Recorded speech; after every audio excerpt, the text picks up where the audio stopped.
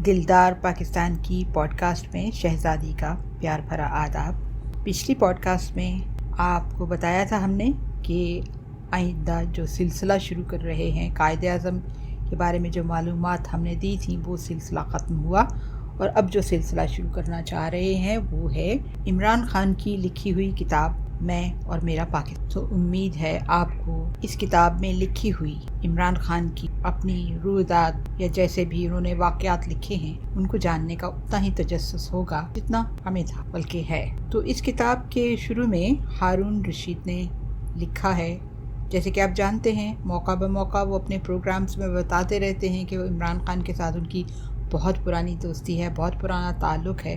तो यहाँ पर भी कुछ पता चलेगा कि वो ताल्लुक़ कैसा बना और उन्होंने इस किताब के शुरू में बहुत दिलचस्प बातें लिखी हैं। उन्वान उन्होंने दिया है कप्तान की कहानी। लिखते हैं, बज़ाहिर ये एक खिलाड़ी और सियासतदान की कहानी, लेकिन दरअसल ये एक सिपाही की दास्तान है। वो आदमी जिसने क्रिकेट, कैंसर हॉस्पिटल और सियासत की रज़्मगाहों में पेश आने वाले हादसात में ज़िंदगी और ख़ुद को दरियाफ्त करने की कोशिश की। आपको एक दफ़ा बताते चलें, पिछली पॉडकास्ट में तो बताया था कि ये ज़रूर याद रखिए कि ये किताब की पहली अशात जो थी वो 2012 में हुई थी। अगर आप आज ये सुन रहे हैं तो आज के हालात के हिसाब से आप सोच रहे होंगे कि ये आज की बात है। जैसा कि पहले भी बताया था कि जो लोग इमरान खान को जानना चाहते हैं, समझना चाहते हैं, उनको उनके पुराने इंटरव्यूज़ वगैरह ज़रूर देखने चाहिए कि कैसे बहुत क्लैरिटी थी इमरान खान के आइडियल में कि वो क्या करना चाह रहे थे और ख़ास तौर पे पाकिस्तान को वो कैसे देखना चाह रहे थे। तो वापस आते हैं हारून रशीद जो कप्तान की कहानी बता रहे हैं यहाँ पर अपने नातमाम में, जिसमें उन्होंने कहा कि वो एक्चुअली क्या हैं, सिपाही हैं और ख़ुद को दरियाफ्त करने की कोशिश की। ये कोशिश अभी जारी है और जारी रहनी चाहिए। तमाम अंदाज़े ये हैं कि अभी वो गलतियाँ करेगा और उम्मीद ये भी है कि अभी उसे बहुत से मज़ीद कारनामे अंजाम देना है। सबसे बड़ा मार्का अभी कुछ दिन में दरपेश होगा और अल्लाह के आखिरी रसूल सल्लल्लाहु अलैहि वसल्लम का फरमान ये है, कोई उस दुनिया से उठेगा नहीं जब तक उसका ज़ाहिर व बातन आश्कार ना हो जाए। परवरदिगार उसे अमान में रखे और उसकी आँख अपने आप पर खोल दे। अल्लाह का कानून किसी के लिए बदलता नहीं। जिनके रुतबे सवा हैं उनकी आजमाइश भी सवा होती। बरतानिया का एक दानिश्वर ये कहता है कि ये तवील तहरीर कमाल जहानत से लिखी गई। दूसरे का ख्याल है कि बिल्कुल सादा से अंदाज, दोनों बातें दुरुस्त हैं और पूरी तरह दुरुस्त हैं। हम जो उसे जानते हैं इस राज से खूब वाकिफ़ हैं कि बेशक वो एक सादा सा आदमी है, लेकिन गाहे बहुत गौर व फिक्र करने वाला भी। सब दूसरों की तरह वो उसी वक्त गलती का इर्तिकाब करता है जब अपने ख़याल के सहर में मुब्तला हो जाए, और कामरान तब जब अपनी ज़ात से ऊपर उठकर फ़ैसला करे। सिर्फ़ अपने आप पर नहीं, अल्लाह पर भरोसा रखे। ये उसकी अपनी कहानी है और इतनी ही पाकिस्तान की भी, जिसकी तख्लीक के 5 बरस बाद वो पैदा हुआ। एक आसूदा घराने का अकेला और लाडला फर्जंद, ज़िंदगी जिस पर मेहरबान थी, लेकिन सब दूसरों की तरह अपने आप से उसे लड़ना था। दूसरे न्याजी लड़कों से वो किस तरह मुख्तलिफ था और क्रिकेट के दूसरे खिलाड़ियों से। बहरहाल ये सवाल मैं उसके दोस्तों और भाइयों से और बाअंदाज दिगर खुद इससे भी पूछता रहा। ये भी सोचता रहा, एक आम अखबार नवीस की ज़िंदगी में वो कैसे दाखिल हुआ, इस जहां में ये नाचीज़ कैसे चला गया जिससे कभी उसका वास्ता न था। वो आज भी क्रिकेट की इस्तिलाहों को समझ नहीं पाता और शौकत खानम हॉस्पिटल में जिसका एक ज़र्रा सा हिस्सा भी नहीं, रफ्ता रफ्ता मुनकशिफ हुआ। वो इसलिए मुख्तलिफ है कि झूठ नहीं बोलता, रुपए की हवस में मुब्तला नहीं होता, हमेशा का रजायत पसंद है और जिस काम में हाथ डाले उसे अधूरा कभी नहीं छोड़। शायद ये 1981 था।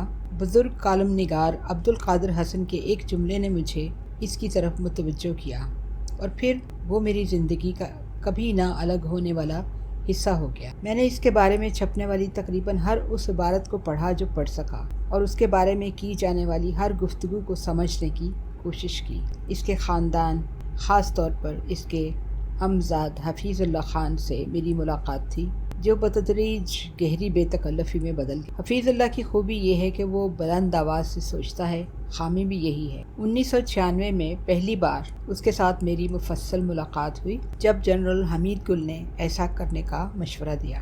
وقت گزرنے کے ساتھ ساتھ یہ رفاقت گہری ہوتی گئی۔ ظاہر ہے کہ ہمیشہ اتفاق رائے نہ تھا، خاص طور پر بعض عسکری امور اور شخصیات کے باب میں، مگر اللہ کے فضل سے باہمی اعتماد بے حد۔ وہ ایک مستقل مزاج آدمی ہے، تعلق اور اس کی نوعیت من مرضی سے استوار کرتا ہے، لیکن پھر حتی الامکان بگڑنے نہیں دیتا۔ ادھر یہ ناچیز پرلے درجے کا متلون مزاج اللہ کا شکر ہے کہ نبھ گئی اور خوب نبھ۔ اگرچہ برسوں پہلے عصر رواں کے عارف نے، جن کی خدمت میں حاضری کا شرف حاصل ہے اور جو اسے بھی خوب جانتے ہیں، یہ کہا تھا، تم اس کے ساتھ شریک اقتدار نہیں ہوگے۔ اللہ سے دعا ہے کہ وہ مجھے اس امتحان سے محفوظ رکھے اور اسے سرخرو کرے۔ 1983 میں میں نے ایک مضمون لکھا کہ ایک دن وہ سیاست میں آئے گا۔ آج تک وہ حیران ہے اور میں خود بھی کہ یہ خیال مجھے کیسے سوجھا۔ تب اس سے میری ذاتی ملاقات تک نہیں۔ درویش کا کہنا یہ ہے کہ آدمی ہمیشہ خود نہیں لکھتا، گاہے اسے لکھوا دیا جاتا۔ جب اس کتاب کے ترجمے کا مرحلہ آیا تو بہت دن وہ میز پر پڑی رہی۔ انگریزی زبان پر میری دسترس محدود ہے، لیکن کسی اور کو سونپنے پر طبیعت آمادہ نہ تھی۔ تجربہ کیا تو ناکام رہا۔ اولین مسودہ 2001 میں لکھا گیا اور اب بھی میری لائبریری میں پڑا ہے، لیکن پھر 9/11 کا حادثہ ہوا تو اس نے نظر ثانی کا فیصلہ کیا۔ میرا ارادہ یہ تھا کہ مل کر لکھ ڈالیں گے، لیکن پھر فرصت عنقا ہو گئی۔ جولائی 2011 میں ایک دن لگ بھگ 400 صفحات کی مربوط کتاب اس نے میرے حوالے کی اور حیرت سے میں اسے دیکھتا رہ گیا۔ کب اور کہاں اتنا وقت وہ نکال سکا؟ اس سے بھی زیادہ تعجب خیز یہ کہ ایک ایک سطر میں وہ جھلکتا تھا۔ علامہ اقبال کی تحریروں کا اس قدر انہماک سے وہ کیسے مطالعہ کر سکا اور اس قدر واضح نتائج کیوں کر اخذ کر سکا؟ رانا محبوب اختر بار بار مجھ سے پوچھتے، کیا یہ، آگے انہوں نے بریکٹ میں لکھا ہے، فکر اقبال کا، کیا یہ باب اس نے خود لکھا ہے؟ خاص طور پہ جو فکر اقبال کا باب ہے اس کے بارے میں کہا انہوں نے۔ ضد ہو کر میں نے عرض کیا، مدد ہی لینا ہوتی تو کیا مجھ سے بات نہ کرتا؟ وہ ایک حیران کن آدمی ہے، کسی بھی وقت کچھ بھی اس سے سرزد ہو سکتا ہے۔ اس لیے نہیں کہ وہ غیر معمولی ذہانت کا آدمی ہے، بلکہ اس لیے کہ اللہ نے عزم کی بے پناہی اسے بخشی ہے۔ جس چیز سے محبت ہو جائے اس کا ہو رہتا ہے۔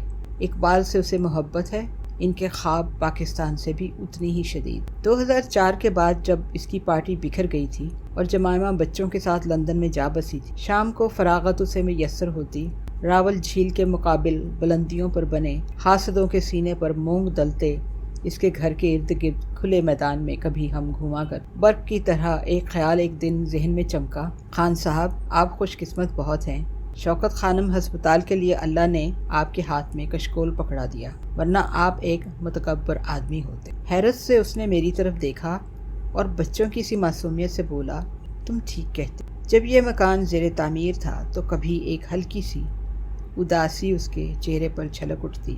جس کے لیے یہ گھر بنایا جا رہا تھا وہ اب 7 سمندر پار۔ بچے اسے یاد آیا کرتے، لیکن یہ دکھ اس نے تنہا سہا اور بہت بعد میں اور سرسری طور پر بیان کیا۔ اتنے بڑے مکان میں وہ اکیلا کیسے رہے گا؟ 3 کمرے کے فلیٹ میں وہ آسانی سے بسر کرتا تھا۔ جمائمہ نے کہا تھا کہ مکان کی تعمیر کے نصف اخراجات وہ ادا کرے گی، جسے قبول کرنے میں خوددار آدمی متعمل تھا، لیکن اب وہ یہاں نہیں تھی۔ کبھی وہ اس مکان سے بیزار بھی ہو جاتا۔ مکان نہیں، یہ ایک کنواں ہے جس میں روپیہ گرتا رہتا ہے۔ ایک بار اس نے کہا تھا اپنی تمام زائد آمدن وہ ہسپتال اور یونیورسٹی کو دے دیتا ہے۔ وہ کبھی ایک فضول خرچ آدمی نہ تھا اور نمائش پسند تو ہرگز نہیں۔ میں نے کہا اللہ تمہیں روپے سے محروم نہ رکھے گا جو بندوں کے کام میں لگا رہتا ہے، اس کے کام پروردگار کے ذمے ہوتے۔ آئندہ چند ماہ کے دوران اسے $2 لاکھ سے زیادہ ملے اور پھر ملتے ہی رہے، حتیٰ کہ عالمی کپ میں مبصر کی حیثیت سے $500,000 کی پیشکش ہوئی جو اس نے مسترد کر دی۔ اس زمانے کے اور بہت سے واقعات بھی ہیں۔ میرے جی میں آتا ہے کہ کپتان کی کہانی کے عنوان سے ایک کتاب لکھ ڈالوں۔ کون جانتا ہے کہ لکھ پاؤں گا یا نہیں، اس کے باوجود کہ میری کوئی باقاعدہ ذمہ داری نہیں۔ وقت اب نہیں ملتا۔ کبھی تو وہ بھی تعجب سے کہتا ہے تم تو عید کا چاند ہو گئے۔ پھر مکان مکمل ہو گیا اور ایک شام اس کے صحن میں ہم موجود تھے۔ ایک دن اس نے کہا، اتنا بڑا گھر، یہ تو ایک وزیر اعظم ہی کو زیب دیتا ہے۔ بے اختیار میری ہنسی چھوٹ گئی۔ میں نے کہا، تاریخ میں شاید یہ پہلی بار ہوگا کہ ایک مکان کی خاطر ایک شخص کو وزیر اعظم۔ حصے مزاح اس کی بہت اچھی، اس میں لاہوریوں والی بے باکی نہیں۔ عمران خان کی سب سے بڑی کامیابی کیا ہے؟ کرکٹ کا عالمی کپ، جس کی وجہ سے اس کا نام کھیل کی عالمی تاریخ میں رہے گا، کہ 150 برس کا سب سے اچھا کپتان کہلایا۔ شوکت خانم ہسپتال، جو شاید ایک دن تاج محل سے بھی بڑی داستان ہو جائے۔ کیا وہ کارنامہ جو غالباً ابھی انجام دینا ہے؟ نہیں، میرا خیال ہے کہ اس کی سب سے بڑی کامرانی ہستی باری تعالیٰ کا ادراک تھا۔ میرے خیال میں اللہ کی آرزو میں اس کا سفر اس کتاب کا سب سے اہم حصہ ہے، اور اسی کو سب سے زیادہ توجہ کے ساتھ پڑھا جانا چاہیے۔ اس سمندر کا صدف یہی ہے۔ مغرب کے اس نادر روزگار صوفی بایزید نے، جسے راہ سلوک کے 4 بڑوں میں سے ایک مانا جاتا ہے، یہ کہا تھا، 40 برس میں نے اللہ کو تلاش کیا۔ جب میں نے اسے پایا تو دیکھا کہ وہ میرے انتظار میں تھا۔ پروردگار کا دروازہ ہمیشہ چوپٹ کھلا رہتا ہے، لیکن اس کی تلاش میں نکلتا کون ہے؟ پھر جو نکلتے ہیں، کیا ان کی اولین ترجیح صداقت کاملہ کی تلاش ہوتی ہے؟ میری موجودگی میں پروفیسر احمد رفیق اختر نے کپتان سے پہلی ملاقات میں یہی سوال پوچھا۔ در حقیقت ان دونوں کے درمیان یہی جملہ گفتگو کا آغاز تھا۔ خان نے جواب دیا، میری سیاست صرف پاکستان نہیں، عالم اسلام کے لیے ہے۔ میری رائے میں اس سوال اور اپنے جواب پر اسے غور کرتے رہنا چاہیے۔ بعض پہلو ابھی جواب چاہتے ہیں، صرف اظہار میں نہیں، عمل میں بھی۔ ہارون رشید کا یہ نہ تمام ضرور سنائیں گے کیونکہ وقت تھوڑا سا زیادہ ہو۔ اب تک کے لیے آپ اجازت دیجیے۔ ہمارا ای میل ایڈریس ہے dildarpakistan@hotmail.com۔ Until next time, take care. God bless. اللہ حافظ۔